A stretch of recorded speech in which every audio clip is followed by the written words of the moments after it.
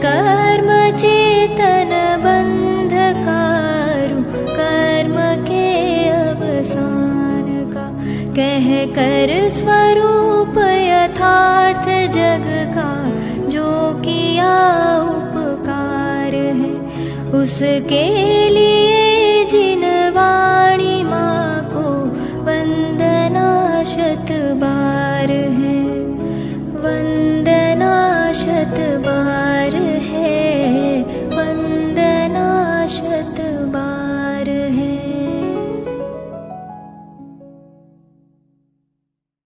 त्यज्ञान विमूढ़ानां ज्ञान मात्रं प्रसादयन्, आत्मतत्त्वमनेकान्तः स्वयमेवानुभूयते, स्वयमेवानुभूयते।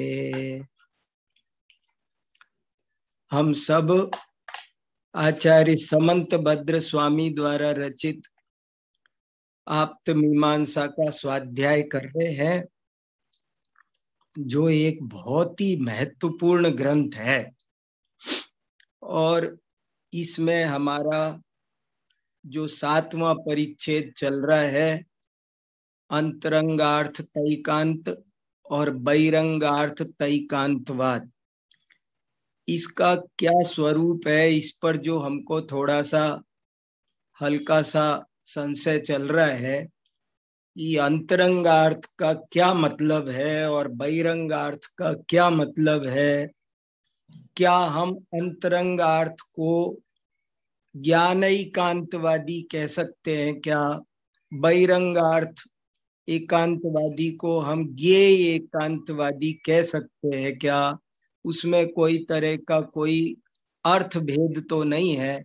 इस बात पर जो हम चिंतन कर रहे हैं, इस संबंध में मैं लगातार कुछ ना कुछ देख रहा हूँ। परसों की अपेक्षा कल काफी कुछ क्लियर हुई थी बात। आज फिर मैंने उस बात को समझने के लिए आज मैंने समय सार का जो स्यादवाद अधिकार है वो मैंने पूरा पढ़ा और इसीलिए उसी का आज मंगलाचरण किया। आज मंगलाचरण में जो श्लोक मैंने बोला है वो समय सार के परिशिष्ट में से बोला है। परिशिष्ट कहो कि स्यादवाद अधिकार कहो, वो परिशिष्ट है, मूल ग्रंथ का हिस्सा नहीं है।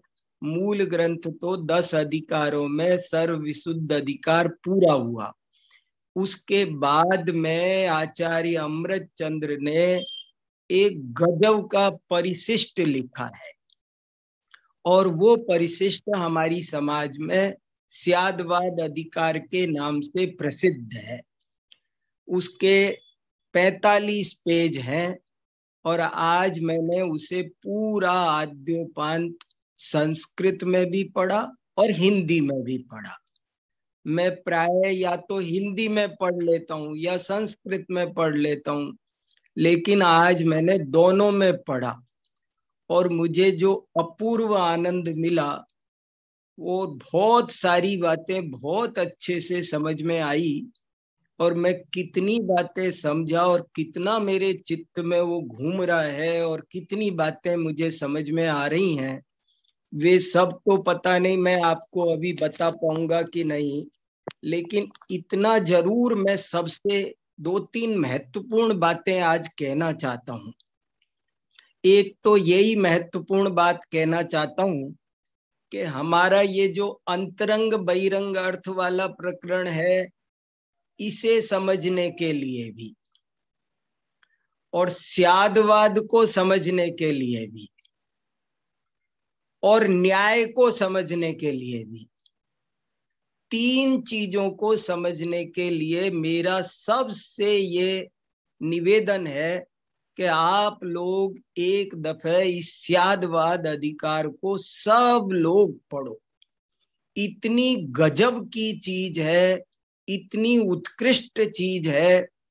इसमें उन्होंने जो कुछ अपने पास माल भरा था वो सारा माल इस परिशिष्ट में उन्होंने डाला है। और इसमें 32 तो कलश आए हैं, कहने को परिशिष्ट है, कहने को परिशिष्ट है, लेकिन 32 कलश आए हैं और सारे के सारे कलश हमारे इस विषय के आए हैं।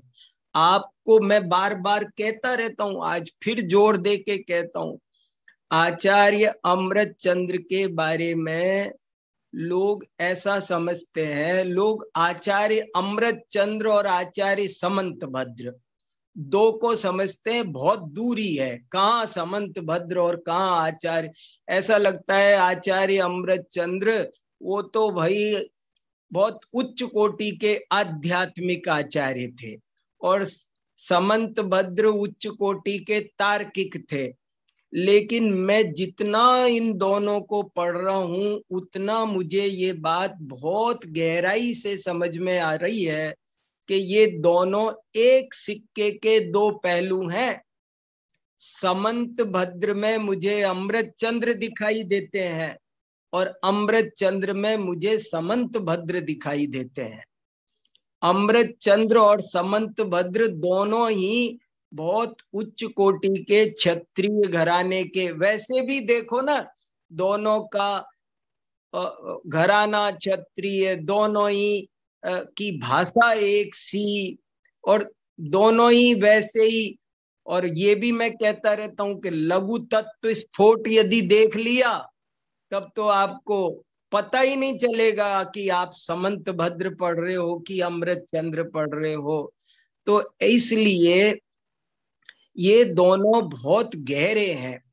और एक खास बात ये है कि ये जो अपन न्याय शास्त्र पढ़ रहे हैं ना, ये भी क्यों पढ़ रहे हैं, स्यादवाद अनेकांत क्यों समझ रहे हैं, ये सब बातें आपको इस स्यादवाद अधिकार को पढ़ने से बहुत अच्छी समझ में आएगी। अपन केवल न्याय के लिए न्याय नहीं पढ़ रहे हैं, हम अध्यात्म को स्पष्ट करने के लिए, अध्यात्म को भली भांति समझने के लिए न्याय शास्त्र पढ़ रहे हैं। ये बात एक पल भी मत भूलना। मुझे नीति वाक्यामृत में सोमदेव सूरी का एक कथन बहुत महत्वपूर्ण लगता है, जिसमें उन्होंने लिखा, आन्वीक्षिकी अध्यात्म विषये, आन्वीक्षिकी अध्यात्म विषये, आन्वीक्षिकी माने न्याय विद्या, न्याय विद्या वास्तव में अध्यात्म के लिए है। ऐसा नीति वाक्यामृत में सोमदेव सूरी आचार्य ने लिखा है। न्याय और अध्यात्म इन दोनों का बहुत गहरा कॉम्बिनेशन है और यदि इसमें से एक को भी छोड़ दिया तो जैसे दो पैर की बजाय एक पैर रह जाएंगे, विकलांग हो जाएंगे। आप इतना समझ लो, जिसने न्याय पढ़ा और अध्यात्म नहीं पढ़ा तो भी कुछ नहीं पढ़ा, और अध्यात्म पढ़ा और न्याय नहीं पढ़ा तो भी उसने कुछ नहीं पढ़ा। दोनों एक दूसरे के गहरे संपूरक हैं। इसलिए इन सब बातों को समझने के लिए हमें थोड़ा गहराई में जाने के लिए कई बार न्याय शास्त्र पढ़कर जो मान लो कितने ही लोग, देखो अकेला अध्यात्म पढ़कर के भी भटकने की संभावना है और अकेला न्याय पढ़कर के भी भटकने की संभावना है। लेकिन यदि संभले रहना है तो दोनों को संभाल करके यदि पढ़ा जाएगा तो ये विद्या सफल होगी और बहुत लाभ होने वाला है। इतने बढ़िया बढ़िया इसमें वाक्य है, क्या कैसे अनेकांत आत्मानुभूति में उपयोगी है। यही वो अधिकार है जो आपको, इसलिए भी मैं सबको पढ़ने को कह रहा हूं कि बहुत से लोग ये कहते हैं, मैं कोई नए आदमी को भी मैं कह सकता हूं, कोई कहे हमारी समझ में समय सार नहीं आता, मैं कहता हूं तुम ये स्यादवाद अधिकार पढ़ लो, ये सरल भी है और अपने आप में परिपूर्ण भी है। अन्य अधिकारों में कभी किस अपेक्षा से बात चल रही है, कभी किस अपेक्षा से बात चल रही है, लेकिन इस स्यादवाद अधिकार में संपूर्ण दृष्टि से अपना विषय प्रतिपादित किया है। और इतने सुंदर कलश है, मैं गा रहा हूँ, गुनगुना रहा हूँ, बड़े अच्छे अच्छे कलश है, बड़ी अच्छी आत्मानुभूति की प्रक्रिया क्या है, आत्मा की प्रसिद्धि कैसे होती है, आत्मा का वैभव क्या है, चैतन्य का चमत्कार क्या है, ये सब बातें इस स्यादवाद अधिकार में अपूर्व है। स्यादवाद अधिकार कोई गजब का अधिकार है, इसलिए इसको एक बार नहीं 4 बार पढ़ो, ध्यान से पढ़ो। आपको मैं बहुत अच्छे से कह रहा हूं, आपको बहुत माल मिलने वाला है, सबके लिए ये बहुत अत्यंत उपयोगी है। इसलिए मैंने ये मंगलाचरण भी इसका किया।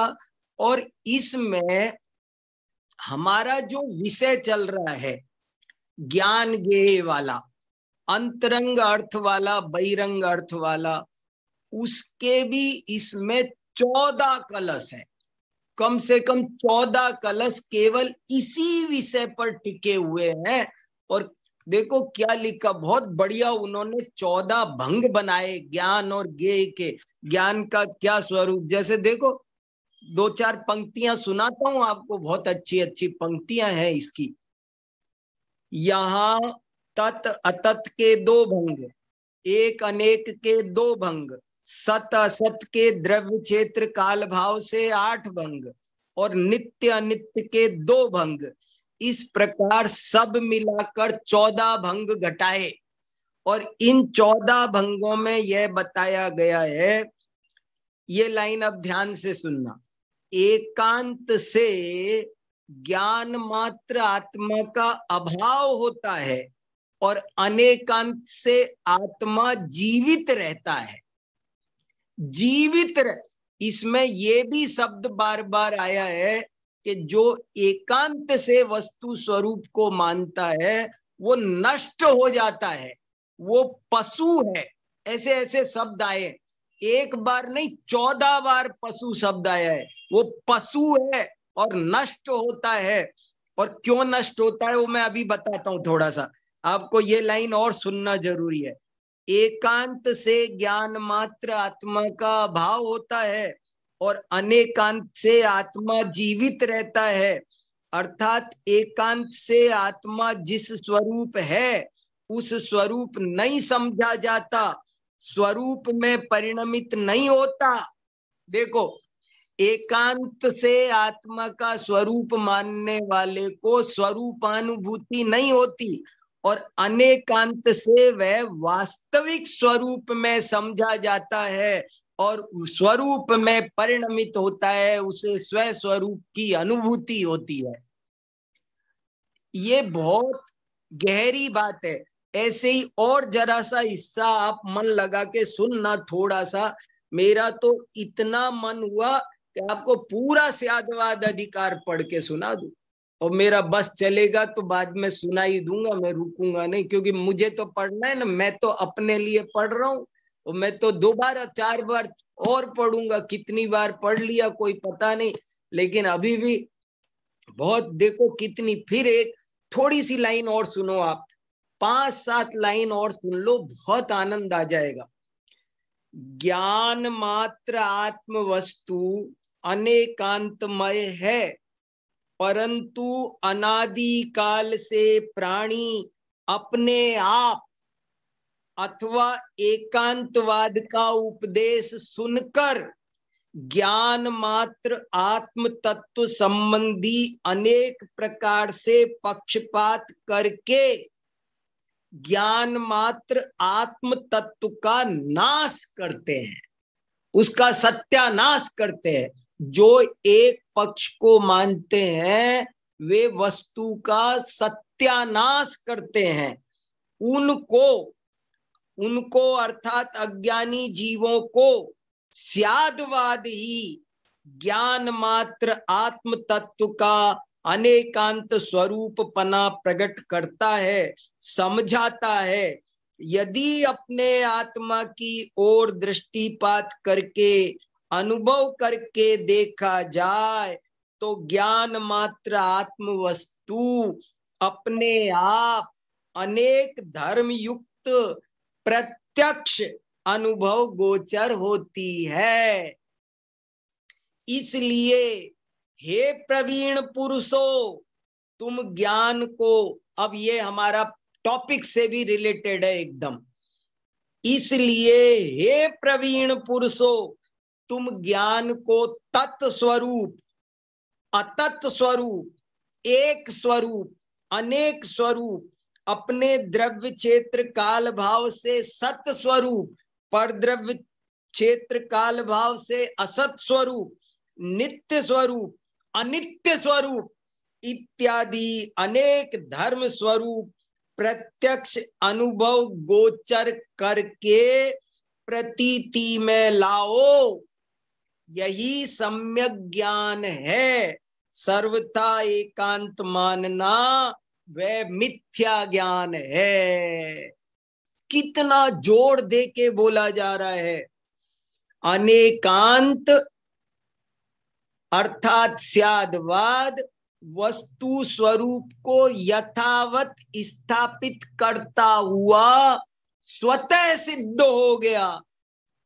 यह अनेकांत ही निर्बाध जिनमत है और यथार्थ वस्तु स्थिति को कहने वाला है। कहीं किसी ने असत कल्पना से वचन मात्र प्रलाप नहीं किया है। इसलिए हे निपुण पुरुषों, भली भांति विचार करके प्रत्यक्ष अनुमान प्रमाण से अनुभव करके देखो। ऐसा ये बहुत बढ़िया प्रकरण है, बहुत अच्छी अच्छी बातें हैं और इन सबको खूब स्वाध्याय करना चाहिए।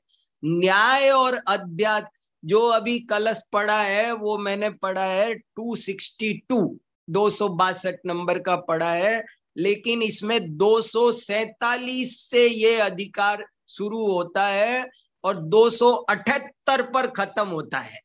32 कलश है और गद्य अलग है। 45-46 पेज का ये अधिकार है, लेकिन अत्यंत सरस, अत्यंत उपयोगी, 10 बार पढ़ने योग्य है। इसको 10 बार आद्योपांत पढ़ो। ये पूरे जिन शासन का सार है। इसमें सारा जिन शासन सर्वांग आ गया। मैं कितनी जोर दे के कहूं और फिर भी अंत में कह देता हूं कि एक बार कहा 100 बार कहा जानना। इतनी बढ़िया ये चीज है। अमृत है, वास्तव में अमृत है। इसलिए उस अमृत का आनंद लेना हो तो इसको जरूर से जरूर पढ़ना, समझना। बहुत सारी बातें अद्भुत अद्भुत समझ में आने वाली है। अब मैं इस अधिकार को पढ़कर अपने प्रकरण से संबंधित बात को क्या समझा वो बता देता हूं 2 मिनट। हमारा जो प्रकरण चल रहा है उसमें इस अधिकार में से मैंने क्या निकाला। उस अधिकार में से मैंने ये निकाला, ये समझा, ये पढ़ा इसमें कि ज्ञान भी है, ज्ञेय भी है और ज्ञान में ज्ञेयों के आकार भी बनते हैं और ये भी कह सकते हैं कि नहीं बनते हैं। बनते हैं भी कह सकते हैं, नहीं बनते हैं भी कह सकते हैं। और कुछ भी करो, कुल मिलाकर बात यह है कि ज्ञान को ज्ञेयकृत अशुद्धता नहीं आती। एक लाइन में समय सार की छठी गाथा में क्या आए थे उसको यहां पर 32 कलशों में कहा। 32 कलश लगाए एक लाइन को समझाने के लिए। अगर 32 कलशों का सारांश मैं एक लाइन में बोलूं तो ये है, ज्ञान अनंत ज्ञेयों को जानता है।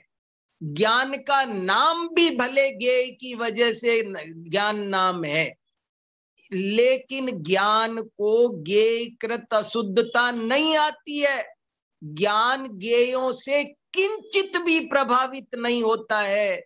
ज्ञान में कुछ भी जले, वस्तु नष्ट हो जाए तो, मान लो मैंने ये रूमाल देखा और ये रूमाल गंदा हो जाए, फट जाए, तो रूमाल गंदा होता है, ज्ञान गंदा होता नहीं है।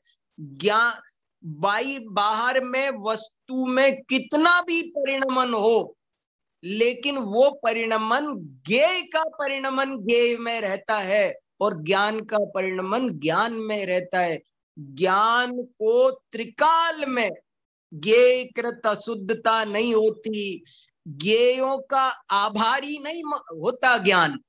ज्ञेय है, थैंक यू, आपकी वजह से मैं केवल ज्ञानी बना, आप लोग नहीं होते तो मैं सर्वज्ञ कैसा बनता।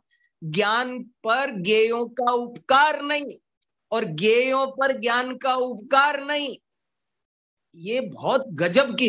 एक दिन परसों मैंने एक वाक्य बोला था, फिर रिपीट करता हूं, सापेक्ष है, पराधीन नहीं। समझने के लिए ज्ञान को कैसे समझाएं? आत्मा का नाम ज्ञायक डाला, वो नाम है, पर वो जो है वो तो वही है। ज्ञान ज्ञायक है क्या? ज्ञायक क्या समझ, देखो ये समझना, एक बात और हम सबको समझनी चाहिए कि असली वस्तु स्थिति कहने में आती नहीं है। बहुत मुश्किल है, बहुत मुश्किल है, बहुत कंटाला आता है। इधर कहते हैं तो उधर लचक चली जाती है, उधर कहते हैं तो इधर लचक चली जाती है। एक बात बोलते ही समस्या भी खड़ी होती है। एक बात बोलते हैं तो शैलेश जी तक बात संप्रेषित भी होती है, लेकिन दिक्कत भी आती है। खुद को ही लगता है अरे मैंने ये क्या कह दिया, इसमें तो ये कमी है, तो क्या करें? तो मौन रहे तो बात नहीं, माने मौन में भी हल नहीं निकल रहा है। तो ये तीर्थ प्रवर्तन कैसे हो तीर्थ प्रवर्तन? इसके लिए आचार्यों ने ये स्याद्वाद का महान आविष्कार किया। ये स्याद्वाद नहीं होता तो तीर्थ प्रवृत्ति नहीं होती। कितना भी हो जाए, ये कोट फटे, गले, कुछ हो, ज्ञान में कोई विकार पैदा होता नहीं। ज्ञान को ज्ञेयकृत अशुद्धता नहीं आती। अग्नि को दाह्यकृत अशुद्धता नहीं आती। ईंधन में जो विकार है वो ज्ञान का विकार नहीं है। क्या अंतरंगार्थ एकांत और बहिरंगार्थ एकांत की चर्चा है, बहुत सुंदर चर्चा है। ज्ञान भी है और ज्ञेय भी है। जो अकेले ज्ञान को मानता है वो भी गलत, और जो अकेले ज्ञेय को मानता है वो भी गलत। और ज्ञान और ज्ञेय एक जाने में, ज्ञान ज्ञेय को जानता है ये भी सही, ज्ञान ज्ञेय को नहीं जानता सो भी बात नहीं, और जैसा है वैसा ही जानता है ये भी सही। एक दर्पण में 100 आदमी झलक रहे, जो पीछे बैठा है वो पीछे दिख रहा है, आगे बैठा है वो आगे दिख रहा है, लेकिन पीछे आगे दिख रहा है कि आगे पीछे दिख रहा है? क्या है? आगे पीछे दिख, क्या क्या बोले बताओ, लेकिन आगे पीछे ही दिख रहा है। आगे पीछे दिख रहा है कि नहीं दिख रहा है? ऐसा स्वरूप है।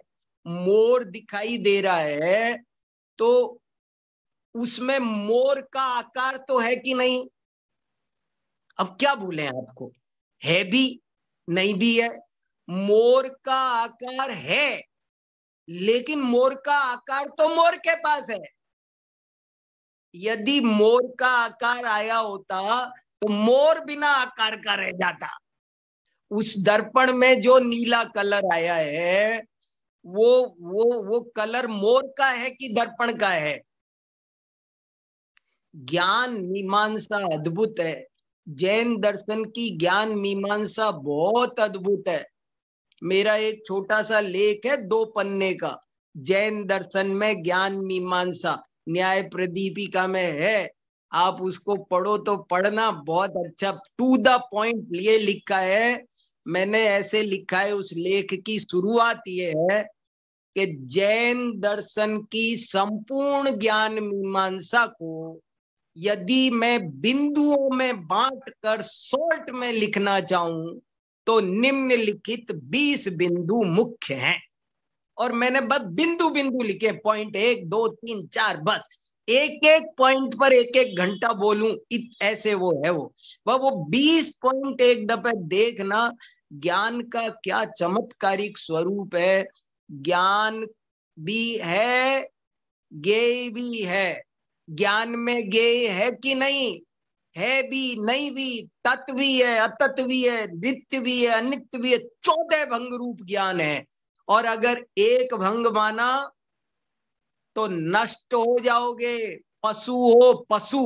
पशु जब ज्ञान में ज्ञेयाकार आते हैं तो जो ये समझता है कि मेरे में ज्ञेय आ गए तो वो नष्ट होता है, तब उसे नष्ट होते हुए को बचाता है तो स्यादवाद बचाता है। कहता है तेरे अंदर नहीं आए चिंता मत कर, अरे मेरे अंदर गोबर झलक गया, कि तेरे अंदर गोबर झलक जाने दे, कोई फर्क नहीं पड़ा। अरे मेरे अंदर कलाकंद झलका, बोले तेरे अंदर। ज्ञान की ऐसी अद्भुत सामर्थ्य है, ज्ञान का ऐसा अद्भुत स्वरूप है, और उसको समझाने के लिए ये 7वां परिच्छेद समर्पित है। क्या ज्ञान का स्वरूप है, क्या ज्ञेय का स्वरूप है, बहुत गजब की चीज है भैया। इसको थोड़ा सा आप लोग पढ़ना। मैं क्या कह पा रहा हूं, कितना कह पा रहा हूं, लेकिन आप इसका आनंद लोगे। स्वयं ज्ञान तो स्वयं को मिलता है, कोई किसी को देता करता नहीं है। सब कहने की बातें है। जब होनहार होगी, पढ़ोगे, समझोगे, कुछ मिलना होगा, चीज तो मिल जाएगी अद्भुत। ऐसी वो अद्भुत है। उस ज्ञानानुभूति ही आत्मानुभूति है। एक ये लाइन और सुनो, अमृत वाक्य, ज्ञानानुभूति ही आत्मानुभूति है। ज्ञान का स्वरूप समझ में आया तो वो ही आत्मा का स्वरूप है। ये भी बताया इसमें क्या लक्षण है, क्या लक्ष्य है, कैसे लक्षण से लक्ष्य की प्रसिद्धि होती है, बिना उसके क्यों नहीं होती है। इसलिए ये बहुत महत्वपूर्ण प्रकरण है। इसको अच्छे से हमको, आपको, सबको समझना है। ज्ञान एकांत मानना वो भी गलत है, ज्ञेय एकांत मानना वो भी गलत है।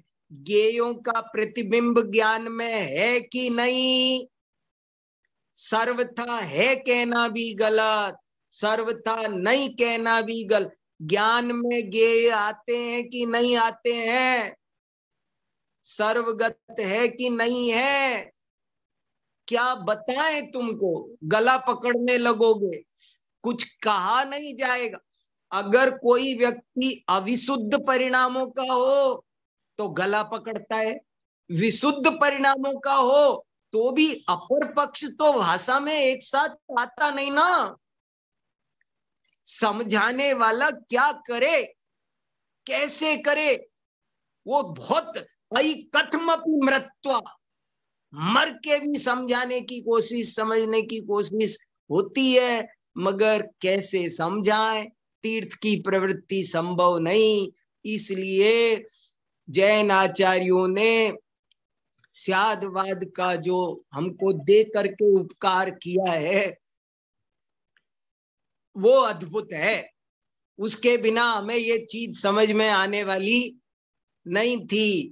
शांति से समझो, आगे पीछे संपूर्ण पक्ष को समझो। अन्य धर्मों में पाए जाने वाले अध्यात्म में और जैन धर्म के अध्यात्म में यही फर्क है। अन्य धर्मों का अध्यात्म हवा हवाई है, वो आगम पर नहीं टिका। दूसरे संप्रदायों में भी अध्यात्म की बातें बहुत करते हैं, कहते हैं यहाँ आओ, आपकी कुंडलिनी जगाएंगे, आपको आत्मा का साक्षात्कार कराएंगे। बहुत घूम रहे हैं बहुत सारे संप्रदाय, मगर उनके में और जैन अध्यात्म में यही अंतर है, वहां पर वस्तु के स्वरूप का तो निर्णय हुआ नहीं, आगम तो है नहीं, वो तो निराधार अध्यात्म है। और यहाँ का अध्यात्म आगम की ठोस बुनियाद पर खड़ा हुआ है। इसलिए जैन आचार्यों की बात, जैन अध्यात्म की बात कोई बहुत ही अनूठी है भैया। इसलिए इसको शांति से समझेंगे अपन सब लोग, तो इस मनुष्य भव का असली फल मिलेगा, तत्व ज्ञान होगा। देखो, तो ऐसे करके सब बात है, ज्ञान भी है, ज्ञेय भी है, ज्ञान में ज्ञेय है भी, नहीं भी है, इनके नाम भी, कुछ भी कहो, कैसे कहें, जैसे कहो वैसे सिद्ध होते हैं। वस्तु विवक्षाएं इतनी है कि जो कहो सो सही सिद्ध होता है, जो कहो सो सही सिद्ध होता है। ज्ञान लोकालोक, केवली लोकालोक को जानते हैं, अब क्या बताए आपको, दोनों बातें सही निकलती है। इसलिए सब चीज कौन किस अपेक्षा से कही गई, बस इतना समझना, कौन बात किस। जैन आचार्य किसी का खंडन नहीं करते, बस इतना बताते ये बात इस अपेक्षा से सही है, बस, और कुछ नहीं। अपर अपेक्षा से मानो तो गलत है, इस अपेक्षा से मानो तो सही है। तो ऐसे करके ये बड़ा अच्छा प्रकरण है। हमने कारिका 83 कल पढ़ ली, नहीं 82, आज कारिका 83 पढ़ते हैं। कारिका नंबर 82 कल पढ़ी थी। विरोधात् नो भयैकात्म्यम स्याद्वाद न्याय विद्विषाम अवाच्यतैकान्तेप्युक्तिर्नावाच्यम इति युज्यते। ये 82 नंबर की कारिका, जिसे हम 6 बार पढ़ चुके हैं अभी तक, हालांकि फिर पढ़ना चाहिए, ये तो इतनी इम्पोर्टेंट है। मुझे उभय एकांतवादी को याद करके अष्टसहस्त्री की वो लाइन याद आ जाती है कि हे उभय एकांतवादी, तुम स्यादवाद के दुर्ग पर आ गए हो, दुर्ग के द्वार पर आ गए हो, लेकिन अंध सर्प बिल प्रवेश न्याय से तुम उसमें प्रवेश नहीं कर पा रहे हो। अपेक्षा लगाओ, तुम्हारा प्रवेश हो जाएगा। निरपेक्ष मानना बंद करो। तुमको ये तो समझ में आ गया कि एक ही वस्तु में दोनों बन सकते हैं, इसलिए तुम आए हो द्वार पर, तुम्हारा स्वागत है। तो ऐसे 82 हमने पढ़ी। अब 83 नंबर की कारिका में क्या कहते हैं आपको दिखाने की कोशिश करता हूं थोड़ी सी। कारिका नंबर 83 बहुत बढ़िया कारिका है। देखो, भाव प्रमेयापेक्षायां प्रमाणाभास निन्नवः बहि प्रमेयापेक्षायां प्रमाणम तन्निभं चते। भाव प्रमेयापेक्षायाम, भाव प्रमेय माने ज्ञान। भाव प्रमेय क्या, एक तो अंतरंग प्रमेय, भाव प्रमेय माने अंतरंग प्रमेय। दो चीज होती है ना, अपन सब जगह पढ़ते, भाव पूजा, द्रव्य पूजा, भाव हिंसा, द्रव्य हिंसा। तो भाव प्रमेय माने स्वप्रमेय ज्ञान। ज्ञान की अपेक्षा से देखा जाए तो प्रमाणाभास निन्नवः, तो कोई ज्ञान प्रमाणाभास नहीं है, सब ज्ञान प्रमाण है। अब ये बहुत ही ज्यादा उच्च कोटि की बात कह रहे हैं, बहुत बहुत गहरी बात है, जरा ध्यान देना। यदि ज्ञान की अपेक्षा से ही देखा जाए, यदि स्वप्रमेय की अपेक्षा देखा जाए, ज्ञान स्वपर प्रकाशक है। ये बात और बहुत अच्छे से समझना है हमको, आपको सबको। जैन दर्शन में ज्ञान को स्वपर प्रकाशक माना है, खाली स्वप्रकाशक या खाली पर प्रकाशक नहीं माना। कितने ही दर्शन वाले कहते हैं कि ज्ञान स्वयं को नहीं जानता, कितने ही कहते हैं कि पर को नहीं जानता, लेकिन जैन दर्शन कहता है ज्ञान स्वयं को भी जानता है और पर को भी जानता है। प्रदीपवत ज्ञान का लिए बहुत उदाहरण वो देते हैं, कैंची की तरह, आंख की तरह, नट की तरह। वे उदाहरण सही नहीं, वे दृष्टांताभास हैं। सही दृष्टांत है प्रदीपवत। जैसे एक कमरे में अंधेरा हो रहा हो और ट्यूबलाइट जलाएं तो कमरे की वस्तुएं भी दिखाई देती है और ट्यूबलाइट स्वयं भी दिखाई देती है, स्वयं भी प्रकाशित होती है और सभी पदार्थ प्रकाशित होते हैं। इसलिए ज्ञान स्वपर प्रकाशक है। भाव प्रमेयापेक्षायाम प्रमाणाभास निन्नव। यदि ज्ञान की ही अपेक्षा से देखो, ज्ञान ही ज्ञेय बना हुआ है, ज्ञान ही ज्ञेय ज्ञान में ही वेद्य वेदक भाव है। यदि इस अपेक्षा से देखो, ज्ञान को स्वप्रकाशक पने की दृष्टि से देखो, तो कोई भी ज्ञान प्रमाणाभास नहीं है, सभी ज्ञान प्रमाण है। ये बहुत क्रांतिकारी बात है। इसका बाद में अकलंकाचार्य ने, विद्यानंदी आचार्य ने सैकड़ों पेजों में विस्तार किया है। और ये नई सुनी अद्भुत बात आज आपको पता चलने वाली है कि कोई ज्ञान अप्रमाण है ही नहीं। गलत ज्ञान भी, जिनको हम अप्रमाण कहते हैं, वे भी ज्ञान ज्ञान है। ज्ञान की दृष्टि से कोई ज्ञान अप्रमाण नहीं होता। ज्ञान को ज्ञान की दृष्टि से देखो तो कोई ज्ञान अप्रमाण नहीं है। ज्ञान को ज्ञान की दृष्टि से देखो। जिस ज्ञान ने रस्सी को सर्प जाना, वो ज्ञान अभी तक अपन क्या पढ़ते आए कि रस्सी को सर्प जानने वाला ज्ञान अप्रमाण है। लेकिन यहाँ कह रहे वो ज्ञान ही है ना, और वो जानने का काम कर रहा है ना, वो स्वप्रकाशन कर रहा है ना। इसलिए देखा जाए तो ज्ञान ये तत्प्रमाणे एक अलग प्रकरण में आया दीपाली जी। तत्प्रमाणे दूसरी बात है, वो तो 5 ज्ञान प्रमाण है, लेकिन उनमें भी मति, श्रुत, अवधि, मिथ्या दर्शन के उससे मिथ्या ज्ञान भी माने गए। 2 स्वरूप अपेक्षा से, ज्ञान ज्ञान की अपेक्षा से देखा जाए तो कोई ज्ञान प्रमाणाभास नहीं, गलत ज्ञान कोई होता नहीं। मैंने उस लेख में एक बात सिद्ध की है 20 पॉइंट वाले में, कि वास्तव में देखा जाए तो मिथ्या ज्ञान नाम की कोई चीज नहीं है। मिथ्या ज्ञान तो मिथ्या दर्शन की वजह से आरोपित है। ज्ञान तो ज्ञान है, मिथ्या दर्शन की वजह से आरोपित है और भी अन्य वजहों से आरोपित है। देखा जाए तो कोई भी ज्ञान अप्रमाण नहीं है, प्रमाणाभास नहीं है। सारे ज्ञान, जब हमने एक चंद्रमा को चंद्रमा देखा तब तो ज्ञान प्रमाण है ही, लेकिन जब हमने द्विचंद्र ज्ञान, एक चंद्रमा हमको ऐसे, मैंने कल उदाहरण दिया जैसे वो पेंटिंग 2 दिखाई दे रही, तो 2 दिख रही है। ये जो द्विचंद्र ज्ञान हो रहा है, एक चंद्र को 2 चंद्र देखने का जो ज्ञान हो रहा है, ये तो प्रमाणाभास है कि नहीं?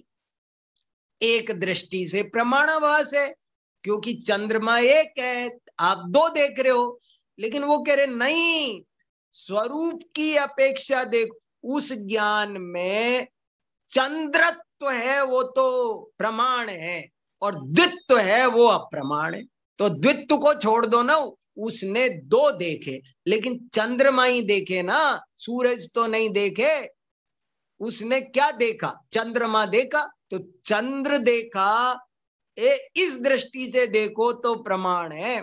संशय ज्ञान भी प्रमाण है, विपर्य भी प्रमाण है।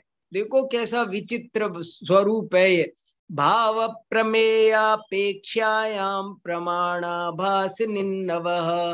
भाव प्रमेय की अपेक्षा से देखो तो कोई ज्ञान प्रमाणाभास नहीं है, उसका लोप हो जाएगा। और बहि प्रमेयापेक्षायाम, और बाह्य प्रमेयों की अपेक्षा से ज्ञान को देखोगे तो दोनों चीजें सही है, प्रमाण भी है और प्रमाणाभास भी है। रस्सी को सर्प देखा तो ये प्रमाणाभास है, रस्सी को रस्सी देखा ये प्रमाण है।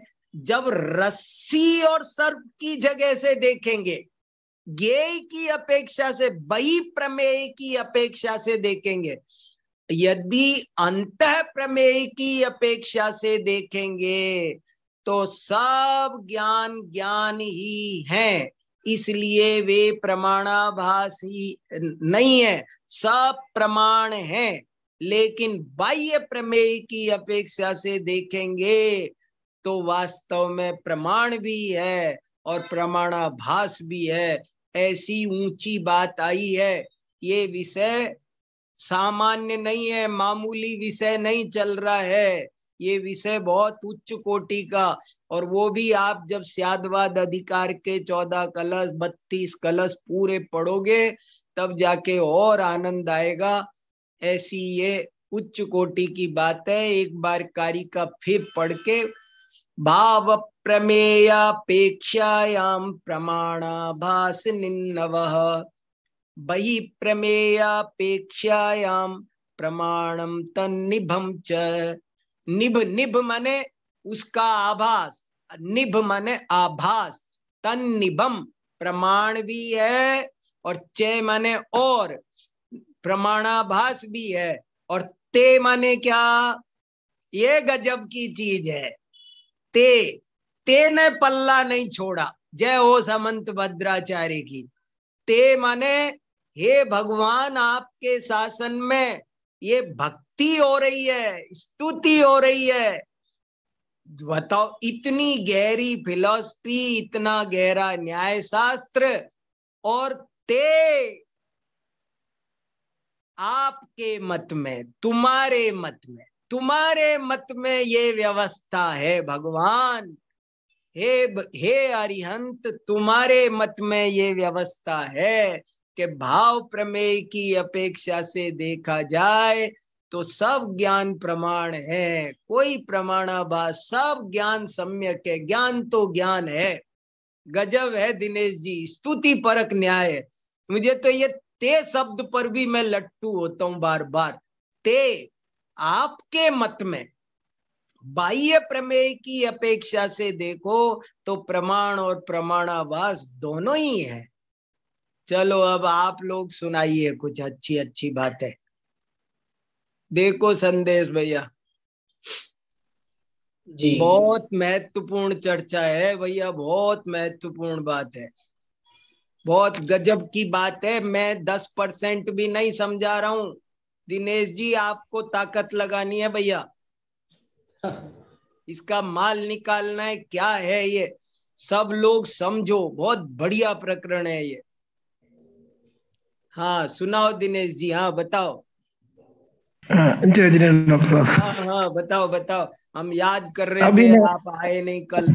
हाँ वो जरा मैं बाहर आ गया था किसी काम से। कोई बात नहीं, कोई बात नहीं, सुनाओ। मैं अभी ये विचार कर रहा था 82वीं गाथा तक कि हाँ ये उपाय तत्व की बात चल रही है और ये ज्ञेय की बात आ रही है। तो ये तो जो है पहले 5 परिच्छेदों में था, हाँ उपेय तत्व की बात आ गई। हाँ, लेकिन अभी आपने 83वीं गाथा में जब प्रमाणाभास की बात करी तो एकदम क्लियर हो गया विषय कि ये तो उपाय तत्व की बात ही चल रही है। ये अरे मैंने भी अपने नोट्स में लिखा था, पर मैंने सुनाया नहीं। मैं 3 दिन पहले लिखा था, पर मुझे कॉन्फिडेंस नहीं हुआ कि ये तो बदल गया प्रकरण। लेकिन मैं कंफ्यूज हो रहा, मैं धीरे धीरे परसों जो हालत थी वो कल बहुत बादल धुंधले, बादल कम हुए, आज और साफ हुआ। तो बड़ा अद्भुत लगा कि वो क्लियर कर दिया उन्होंने कि उपेय तत्व क्या है, उपाय तत्व में कंफ्यूजन दूर कर दी। हाँ ये तो छंद पढ़ के बहुत बढ़िया, बहुत बढ़िया, बहुत बढ़िया। अच्छा अब तो बहुत सरस हो गया। हाँ, प्रमाण और प्रमाणवाद की बात करके बड़ा क्लियर कर दिया एकदम से। ये कितनी गजब की बात है कि कोई ज्ञान अप्रमाण नहीं है। नहीं, जो द्विचंद्र ज्ञान भी ऐसा लिखा, ऐसा जगह जगह आया है कि कोई गलत ज्ञान होता है ना, उसमें भी ज्ञान ज्ञान की अपेक्षा से देखो, और ज्ञान की अपेक्षा नहीं, ये द्विचंद्र में तो ज्ञेय की अपेक्षा से भी देख लो तो कथनचित प्रमाण सिद्ध हो रहा है। मैंने 2 चंद्रमा देखे आसमान में, तो ज्ञान की अपेक्षा से तो मेरा ज्ञान प्रमाण है ही। अब ज्ञेय की अपेक्षा से अप्रमाण है क्या? ज्ञेय की अपेक्षा से भी अभी कथनचित प्रमाण है। चंद्र ही देखे हैं, क्योंकि चंद्रमा ही देखा है, सूरज नहीं देखा है। वो बस उसमें जो द्वित्वांश है, उसका जो द्वित्वांश है वो उतना अप्रमाण है। आंशिक प्रामाणिकता है। हाँ, आंशिक प्रामाणिकता है। आपने रस्सी को सांप जाना, वहां भी आपने उसका जो लंबा आकार, वो रस्सी और सर्प के जो समान धर्मों का ज्ञान हुआ है, वो तो सही हुआ है। वो प्रामाणिक है। वो प्रामाणिक है। आपने ठूंठ को मनुष्य जाना, तो ठूंठ और मनुष्य के समान धर्मों का जो ज्ञान हुआ है वो तो प्रामाणिक है। ये विशेष बात है। वाह, ये विशेष बात है। ज्ञान को ज्ञेय कृत अशुद्धि नहीं आती। ज्ञान तो दर्पण जैसा होता है, दर्पण जैसा, उसको फर्क नहीं पड़ता कुछ। बहुत बढ़िया, बहुत बढ़िया, बहुत बढ़िया। इसी प्रकार का प्रकरण प्रवचन सार जी के ज्ञान अधिकार में भी 4-5 गाथाओं में कुंद आचार्य ने स्वयं लिखा है कि जितने भी ज्ञेय हैं वे ज्ञान में प्रविष्ट भी हो जाते हैं और प्रविष्ट नहीं भी होते हैं। हाँ, एक ही बार में लिखी, हाँ, हो जाते हैं, और अगली ही पंक्ति में उन्होंने लिखा प्रविष्ट नहीं भी होते हैं। गजब है। 28 से 30 गाथाओं में उन्होंने लिखा। बहुत बढ़िया। न पविट्ठो न विट्ठो गाथा है, बहुत अच्छी गाथा है। और उसमें एक बहुत बढ़िया उदाहरण दिया है उस गाथा में ही। इंद्रनील रत्न की तरह रयणमीय इंद्रनीलम, बोले जैसे, बहुत बढ़िया उदाहरण है। जैसे एक भगोने में दूध भरा हो, भगोने में दूध, और उसमें नीलमणि डाल दो तो सारा दूध ऐसा लगेगा नीला हो गया, लेकिन वास्तव में दूध नीला नहीं होता। ये देखो, मैंने उसमें जो मेरा लेख है उसमें मैंने ये भी एक पॉइंट लिखा है कि ज्ञान का स्वरूप समझना हो तो ये 4 दृष्टांत समझने चाहिए। बहुत सोच समझ के हमारे पूर्वाचारी ये दृष्टांत लाए हैं। दूध में नीलमणि व्याप्त हुई कि नहीं हुई, गजब है, बहुत बढ़िया है ये ज्ञान का स्वरूप समझना।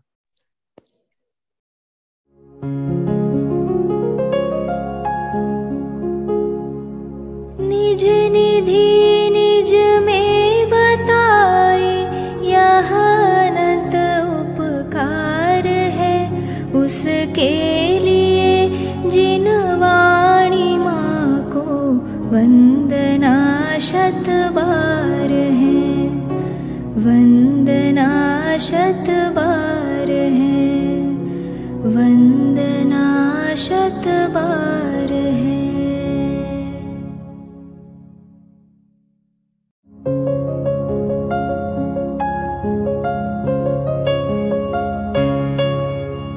हे जिन वाणी भारती तो ही जपो दिन रैन, जो तेरी शरणा गहे सो पावे सुख चैन। जा वाणी के ज्ञान दे सूझे लोकालोक, सो वाणी मस्तक नवो सदा देत हो ढोक, सदा देत हो